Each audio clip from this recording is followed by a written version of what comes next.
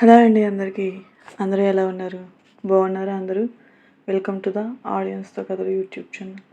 Please like and subscribe the channel. ఈరోజు మనం చెప్పుకునే కథ తొలి పరిచయం 17వ భాగం.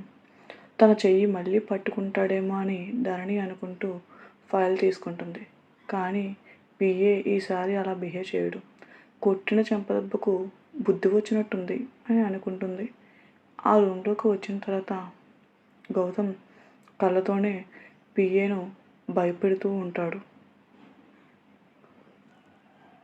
కాంట్రాక్ట్ అంతా ఒకసారి సైన్ చేసి గౌతమ్ కాంట్రాక్ట్పై సైన్ చేసి thank you for the cooperation అని అంటాడు. ఓకే గౌతమ్, పదండి కలిసి లంచ్ చేద్దాం అంటారు boss. Thank you for inviting me, but నాకు వేరే ఇంపార్టెంట్ వర్క్ ఉంది. Please don't mind sir. తర్వాత ఇంకెప్పుడైనా మళ్ళీ మనం కలిసినప్పుడు చూద్దాం అని అతనితో అంటాడు గౌతమ్. ఓకే, నీ ఇష్టం, but we meet again. Thank you sir. Thank you for understanding. Dharani రా వెళ్దాం అని గౌతమ్ ధరణిని తీసుకొని కార్ దగ్గరికి వస్తూ ఉంటాడు. వచ్చేటప్పుడు ధరణి గౌతమ్ చేతి నుండి రక్తం కారడం చూస్తుంది. సార్, ఏమైంది? మీకేం కాలేదు కదా? నువ్వు రా ఫస్ట్. సార్, ఒక్క నిమిషం, నా బ్యాగ్ని మర్చిపోయాను, నేను వెళ్ళి తెచ్చుకుంటాను అని మళ్ళీ తను వెనుకకు వెళ్తుంది. సరే పద, నేను వస్తాను అని అంటాడు గౌతమ్. నేను వెళ్తాను, మరి నేనేమి చిన్నపిల్లని కాదు. సరే, నీ ఇష్టం అని గౌతమ్ అంటాడు. ధరణి మీటింగ్ జరిగిన రూమ్కి వస్తుంది. ధరణి వచ్చేటప్పటికి ఆ రూమ్లో ఉన్న బాస్ తన పిఏని తిడుతూ ఉంటాడు. అసలు ఏమైంది? గౌతమ్ నిన్నెందుకు అలా భయపెడుతున్నాడు? నువ్వెందుకు భయపెడుతున్నావు? లేదు సార్, భయపడట్లేదు. గౌతమ్ సార్ బాగానే ఉన్నారు కదా అంటాడు పిఏ. నేను నీ బాస్ని, నాకు తెలీదా ఎవరు ఎలాంటి వాళ్ళనేది? నిజం చెప్పు, నువ్వు ఏం చేసావా అని అడుగుతాడు బాస్. సార్, ధరణి ఉంది కదా, తను నాకు నచ్చింది, అందుకే తనతో మాట్లాడదామని ట్రై చేశాను. దాంతో గౌతమ్ సార్కి కోపం వచ్చింది, కొట్టారు అని చెబుతాడు. మాట్లాడాలని చూస్తేనే కొడతారా? అసలు ఏం చేసావు అని గట్టిగా అడిగేటప్పటికి తను ధరణి చేతులను పట్టుకునే విషయం చెప్తాడు.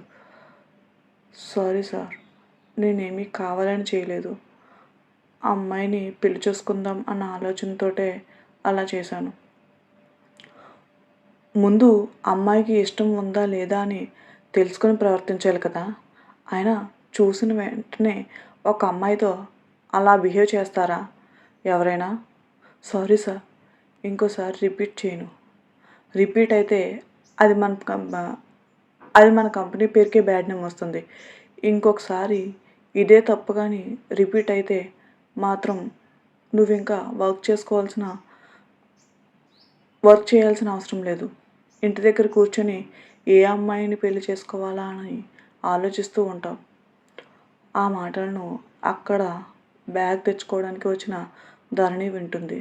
ధరణి రావడం చూసిన సీఈఓ, నువ్వేంటి ఇక్కడ అని అడుగుతాడు. నా బ్యాగ్ తీసుకోవడం కోసం అని చెప్పి తన బ్యాగ్ తీసుకొని గౌతమ్ దగ్గరకు వెళ్తుంది. ధరణి రాగానే గౌతమ్ కార్ స్టార్ట్ చేస్తాడు. గౌతమ్ తన కోసం పిఏని కొట్టాడని అర్థమైంది. కావాలని, సార్, మనకిప్పుడు వేరే ఇంపార్టెంట్ మీటింగ్ ఏమీ లేదు కదా, కలిసి లంచ్ చేసేవాళ్ళం కదా, ఎందుకు కావాలని ఇంపార్టెంట్ వర్క్ ఉందని చెప్పారు అని అడుగుతుంది. నువ్వు ఇప్పుడు లంచ్ చేయాలి అంతే కదా, కొంచెం వెయిట్ చేయి, లంచ్కి తీసుకువెళ్తాను అని చెప్పి గౌతమ్ డ్రైవ్ చేస్తూ ఉంటాడు. సార్, వాళ్ళతోనే కలిసి చేసుంటే మన బిజినెస్ ఇంకా ఇంప్రూవ్ అయ్యేదేమో అని అంటుంది. ఇప్పుడు వాళ్ళు లేకపోతే నువ్వు లంచ్ చేయవా అని అడుగుతాడు గౌతమ్. కారు ఒక హోటల్ దగ్గర ఆపుతాడు. అక్కడికి వెళ్ళి కూర్చుంటారు ఇద్దరు లంచ్ చేయడం కోసం. ధరణి, గౌతమ్ ఇద్దరు ఆర్డర్ ఇచ్చి కూర్చుంటారు. మీరు పిఏని కొట్టారు కదా, ఎందుకు కొట్టారు అని అడుగుతుంది ధరణి. కొట్టానని తెలుసు కానీ ఎందుకు కొట్టానో తెలియదా అని అడుగుతాడు. తెలుసు కాబట్టే మీరు చెబితే బాగుంటుందని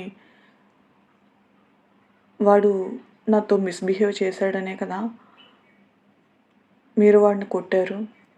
చూడు, నువ్వే కాదు వేరెవరున్నా నేను అలాగే చేసేవాడిని. నువ్వేమైనా అనుకో, అయినా అమ్మాయి అంటే అన్నిటినీ భరించేలా ఉండకూడదు. తప్పు జరిగితే ఎదిరించి మాట్లాడేలా ఉండాలి. అయినా నువ్వు చాలా ధైర్యవంతురాలు అనుకున్నా, కానీ నువ్వు కూడా అందరిలాగే. చూడండి సార్, మీరు చాలా ఎక్కువ మాట్లాడుతున్నారు. అయినా అమ్మాయిలు అందరి గురించి మాట్లాడుతున్నారే. నా ప్రాబ్లమ్స్ నేను సాల్వ్ చేసుకోవడం నాకు తెలుసు. ఎవరు చెప్పనవసరం లేదు. అవునా? అందుకేనా వాడు నీతో అలా మిస్బిహేవ్ చేసినా ఊరుకున్నావు? నేనేమీ ఊరుకోలేదు. వాడికి ఇవ్వాల్సింది వాడికి ఇచ్చాను. అవునా? అది బయటకు వచ్చినప్పుడు కాదు.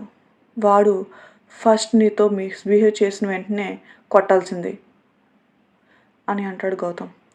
ఇంక చాలు, ఆపండి సార్. అమ్మాయిలు ఎలాంటివైనా భరిస్తారు, కానీ దానికి ఒక లిమిట్ ఉంటుంది. మేము ప్రాబ్లం నుంచి తప్పించుకోము, ప్రాబ్లం పెద్దది చేయాలనుకోము, అంతే. అయినా మీరన్నట్టు వాడిని అక్కడే కొట్టుంటే మన బిజినెస్ డీల్ క్యాన్సిల్ అయ్యేది. అలాగా అలాగని వాడు తప్పు చేయట్లేదని కాదు. కొట్టుకుంటూ పోతే రోజు మేము చాలామందిని మగవాళ్ళని కొట్టాల్సి ఉంటుంది. ఇక చాలు, ఆపు.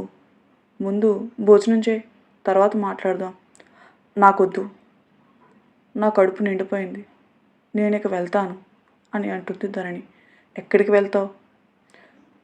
ఇంకా ఆఫీస్ టైం ఉంది కదా. ఎక్కడుంది సార్? ఇంకొక 1/2 అవర్ ఉంది, అంతే కదా. ఇక్కడ నుంచి ఆఫీస్కి వెళ్ళినా ఆ టైం అయిపోతుంది. కాబట్టి నేను ఇక్కడ నుంచే వెళ్ళిపోతాను. ఎలా వెళ్తావు? నేను డ్రాప్ చేస్తాను కదా. వద్దు సార్, నేను వెళ్ళిపోతాను అని చెప్పి ధరణి వచ్చేస్తూ ఉంటుంది. గౌతమ్, ఆగు ధరణి, ఒక్క నిమిషం అని తన చెయ్యి పట్టుకుంటాడు. ధరణి కోపంగా, ఇప్పుడు మిమ్మల్ని కూడా కొట్టమంటారా అని అడుగుతుంది ధరణి. వెంటనే గౌతమ్ ధరణి చెయ్యి వదిలేస్తాడు. థ్యాంక్ యూ అండి, థ్యాంక్ యూ వెరీ మచ్. ఈ స్టోరీ కనుక మీకు నచ్చినట్లయితే తప్పకుండా లైక్ చేయండి, షేర్ చేయండి, అండ్ ప్లీజ్ కామెంట్. అండ్ అలాగే